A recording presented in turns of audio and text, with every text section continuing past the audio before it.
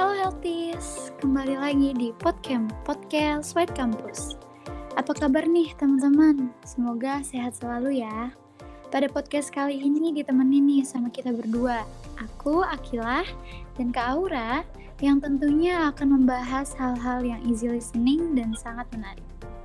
Gak kerasa ya, tahun 2022 udah mau masuk ke bulan Maret, dan itu berarti bulan Februari udah mau selesai. Ngomong-ngomong tentang bulan Februari, bulan ini tuh dikenal dengan bulan bucin. Karena kan tanggal 14 Februari kemarin itu tuh Valentine ya kan. Pasti banyak nih teman-teman di rumah yang ngasih atau nerima coklat sama bunga. Kalau Kak Aura sendiri gimana nih Kak? Dapat bunga atau coklat? Atau malah dua-duanya? Dapat apa ya? Kalau tahun ini tuh beda sih. Sebelumnya, aku dapet bukan dari doi, melainkan dari teman-teman aku. Berarti Valentine itu nggak cuma tentang doi ya Kak? Iya, bener. Tapi aku mikir deh Kak, kalau yang LDR gimana ya ngerayainnya? Kan ada jarak. Ada jarak, kalau misalnya kamu emang niat, pasti bisa gitu. Kamu tahu alamatnya, ya kirim sesuatu ke alamat itu. Nanti bisa video call, ya walaupun secara virtual, bisa lah mengobati rasa rindu sedikit. Bener sih, tapi agak kurang gitu kan karena nggak melihat secara fisik. Nah, ngomong-ngomong tentang LDR ya Kak, ada beberapa pertanyaan nih dari teman-teman tentang LDR. Langsung bacain aja kali ya Kak. Oke. Yang pertama, gimana nih cara ngejaga hubungan LDR itu sendiri biar awet? Cara jaga hubungan LDR.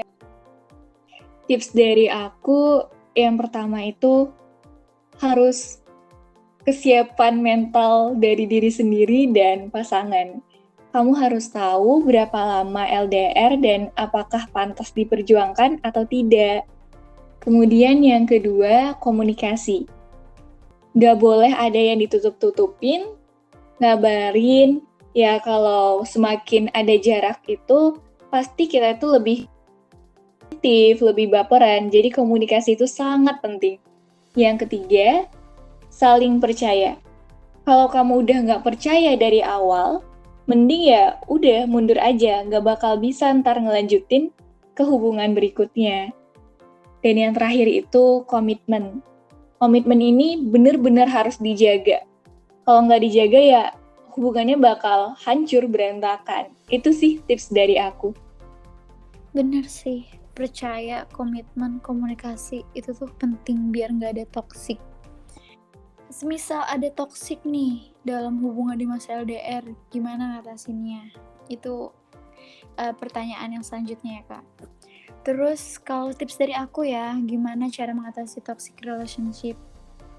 Pertama, semisalkan ada hal sensitif dari kamu gitu, misalnya kamu overthinking atau ngerasa nggak enak ke pasangan kamu, bicarain aja, bersikap terbuka dan nggak ada rahasia-rahasiaan. Jadi itu bisa ngatasin nggak toxic gitu dalam relationship LDR ini. Terus pahamin akar masalahnya. Itu tuh masalahnya dari kamu sendiri yang memang overthinking atau kayak gimana, atau memang dari pasangan kamu yang memang gak ngabarin, terus ya selalu ngehindarin kamu gitulah, gak menjadikan kamu prioritas. Terus yang terakhir, percaya aja sama pasangan kamu. Semisalkan dia udah bilang mau kesini, terus mau ada acara apa, percayain aja. Tapi ya misalkan udah terlalu toksik hubungannya, kalau saran dari aku sih mending ngeudahin ya. Segimanapun beratnya ngeudahin, tapi kalau udah toksik ya capek sendiri di diri kalian gitu. Iya, bener banget Akila. Kalau LDR ini kan pasti banyak ya rintangan-rintangan yang akan kita lalui. Menurut kamu nih, rintangan apa sih dalam LDR? Komunikasi dan komitmen. Banyak banget sih komunikasi dan selain komunikasi dan komitmen itu ada perasaan curiga.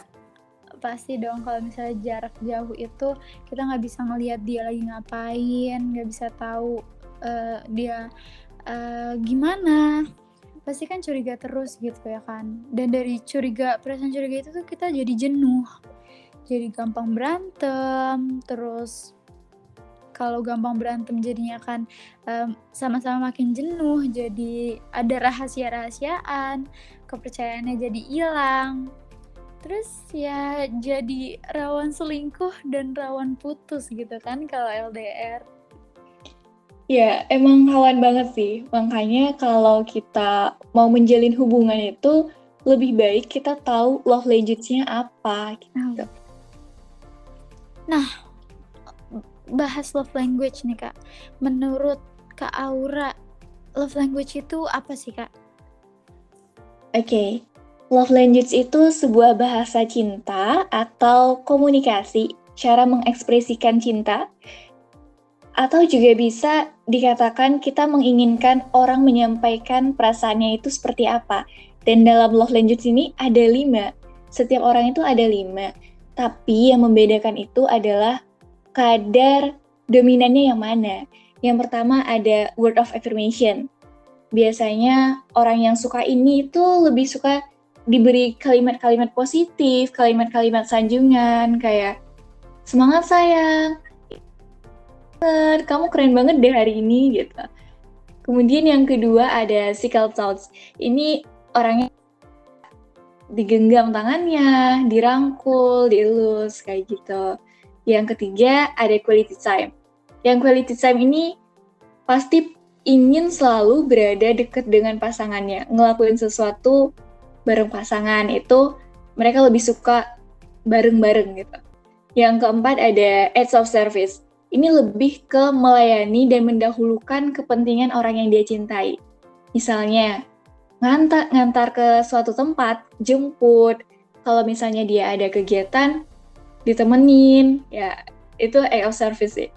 Dan yang terakhir ada receiving gifts.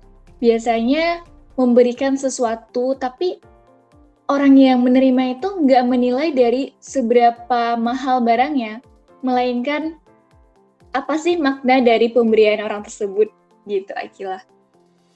Bener sih, ada 5 ya. Words of affirmation, physical touch, terus receiving gift, quality time, sama acts of service. Nah, kalau dari Kak Aura sendiri apa nih Kak yang paling cocok sama Kakak? Kalau aku sih lebih ke acts of service sih, kayak lebih merasa diprioritaskan kalau itu. Misalnya kita kayak ada kegiatan lagi sibuk banget, tiba-tiba dia datang nih, bawain makanan kalau kita belum makan, atau nganterin kita, jemput, nemenin kita selama kegiatan. Lebih kayak jadi support system sih kalau acts of service. Bener sih Kak, karena aku juga acts of service ya sepertinya. Kayak kalau naik motor, dia cuma nurunin yang buat pijakan itu tuh kayak udah baper gitu ya Kak. Aduh. Ya pokoknya gitulah. Tapi ya Kak, ada manfaatnya nih kita tahu love language dari pasangan kita ataupun kita sendiri gitu. Manfaatnya ya, kita itu bisa tahu apa yang kita sukain dari love language kita ataupun pasangan kita, yang buat diri kita itu maksimal dalam mencintai pasangan kita. Terus kalau untuk pasangan kitanya itu penting kita tahu gimana love language-nya dia, biar nyocokin sama love language kita. Jadi kita bisa maksimal ngelakuin love language dia, atau dia maksimal ngelakuin love language kita, dan maksimal juga kan Kak cintanya. Iya, tapi kan love language setiap orang itu biasanya adalah perbedaan yang dominannya di mana itu pasti ada berbeda. Itu kita harus apa sih kalau seandainya ada perbedaan? Misalnya kalau nggak sama, kalau dari aku sendiri itu masing-masing dari kita sendiri kan yang tadi aku bilang harus ngerti dan harus tahu love language pasangan masing-masing kan. kita itu nggak boleh ngedepanin ego sendiri cuma buat pasangan kita itu. Love language-nya sesuai sama diri kita. Dari kitanya dan dari pasangan kita itu harus bisa nyocokin satu sama lain biar maksimal gitu nunjukin rasa sayangnya. Jadi nggak boleh mentingin ego deh, harus bisa nyocokin, harus bisa ngertiin love language masing-masing gitu Kak. Jadi kesimpulannya lebih ke toleransi dan saling memahami lah ya. Benar banget. Oh iya, ngomong-ngomong toleransi Kak, aku jadi kepikiran deh sama LDR juga, tapi artinya lain. Long distance religion. Nah, kan Iya. beda agama ya Kak, otomatis susah dong Kak. Udah pasti keluarganya nggak boleh, nggak usah jauh-jauh deh. Tuhannya kan nggak ngerestuin ya Kak. Aduh, aku kok langsung deg-degan banget pas pertanyaan ini ya. Aduh. Nah, menurut Kak Aura deh, kalau misalnya udah beda kayak gitu, udah beda agama, harus ditinggalin atau tetap stay? Ini kamu nanya semisal aku di situ atau gimana nih? Aduh, boleh deh Kak. Oke. Disclaimer dulu ya, aku sedang tidak menjalin hubungan kasih atau hubungan asmara dengan yang beda agama. Tapi nggak tahu ya, kedepannya kita kan gimana nggak tahu. Mungkin nanti semisal aku suka atau lagi sama-sama suka dengan orang yang beda agama dan kami udah dating, aku stay atau aku ninggalin. Ya, aku tetap stay bareng dia. Aku gak bakal ninggalin, tapi aku untuk mempertahankan. Maksudnya, ya kalau misalnya dia layak, ya bakal aku perjuangkan. Aku janji bakal memperjuangkan sebisanya. Semisal dia juga begitu sebaliknya dengan aku. Kalau misalnya aku berjuang sendiri, aku nggak bisa. Karena menurut aku kalau jodoh ya nggak bakal kemana dan pasti bakal ada titik temunya. Walaupun sekarang belum ada titik temu karena melawan restu, yakin aja suatu saat pasti ada titik temunya. Gitu. Aduh, menusuk hati banget ya Kak. Aduh. Karena ya memang seperti itu sih. Berarti kalau Kak Aura tetap stay gitu ya Kak, karena akan ada titik temunya. Iya, kalau kamu sendiri nih, biasanya orang stay itu alasannya apa sih? Kalau menurut aku sih Kak, biasanya alasannya satu frekuensi dan pastinya udah sayang dong. Kalau kayak gitu kan jadi susah kan Kak buat ninggalin, apalagi udah istilahnya udah cocok lah. Namanya udah satu frekuensi kan. Terus apalagi udah terlanjur lama. Mungkin awalnya kan cuman mikir, ya udah pacaran biasa buat nemenin doang, atau ya udah mungkin belum sampai ke jenjang nikah atau kayak gimana. Taunya jadi sayang banget kan. Ya mungkin udah kenal keluarganya, terus sikap keluarganya gimana, atau sifat masing-masing pasangannya. Karena kan kadang ada orang yang gak mau kenalin dirinya ke orang lain lagi gitu. Kalau udah lama ya pasti udah males kenalin dari awal lagi, sikapnya gimana, keluarganya ada siapa aja. Pasti kan butuh proses yang lama gitu buat kenalan sampai deep kayak gitu. Jadi susah lah buat ninggalin orang yang mungkin udah lama gitu.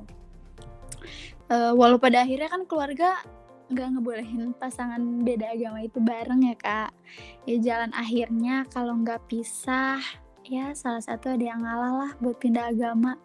Tapi kalau kayak gitu kan jadinya gak sesuai keimanan. Berarti pindah agama buat pasangannya, gak buat agama itu sendiri. Malah gak baik kan jatuhnya Kak. Iya sih. Dan banyak orang yang dengan mudahnya bilang, ya udah lu move on aja. Padahal dalam hati kita kan kayak, lu kira move on itu gampang apa gitu. Dan masalah agama kita ya jangan memaksa untuk dia pindah ke agama kita ataupun demi dia kita pindah ke agama itu enggak. Tapi dari kesadaran diri masing-masing. Entahlah itu nantinya dapat hidayah dari mana. Ya jalanin aja lah dulu. Aduh, jalanin dulu. Ya pokoknya begitulah Kak, kalau beda agama. Sebenarnya mah sulit banget. Bener. Deh, pertanyaan beda agama ini jadi pertanyaan terakhir ya, Kil? Iya, aduh udah selesai deh. Tapi pasti ya, teman-teman langsung mikir sih dari yang kita omongin tadi tuh. Oh iya ya, perjalanan cinta itu gak ada yang mulus. Ya kita gak munafik juga sih kalau kita mau yang baik-baik aja hubungannya. Gak ada masalah dari internal ataupun eksternalnya. Kita cuma mau ngasih cinta sebanyak-banyaknya ke orang yang kita sayang, dan ya gak ada itu yang namanya masalah kecil ataupun masalah besar yang sampai mengharuskan pisah gitu. Tapi setelah podcast ini tuh kita jadi saling tukar pikiran gitu loh Kak.